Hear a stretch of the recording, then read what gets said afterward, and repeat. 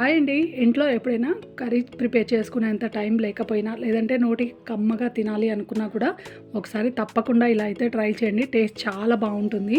మనకి చాలా తక్కువ ఇంగ్రీడియంట్స్ అన్నీ కూడా మన కిచెన్లో అవైలబుల్ ఉండేటువంటివే. దీనికోసం ముందుగా వెల్లుల్లి రెబ్బలు, జీలకర్ర తీసుకొని కచ్చా పచ్చాగా దంచుకొని, దీంట్లోనే కొద్దిగా కారం, ఉప్పు కూడా వేసుకొని దంచుకోవాలన్నమాట.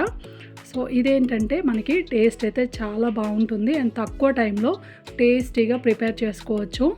అసలు ఇది దంచుతుంటే ఆ స్మెల్కే మౌత్ వాటరింగ్ అనమాట. చాలా బాగుంది స్మెల్.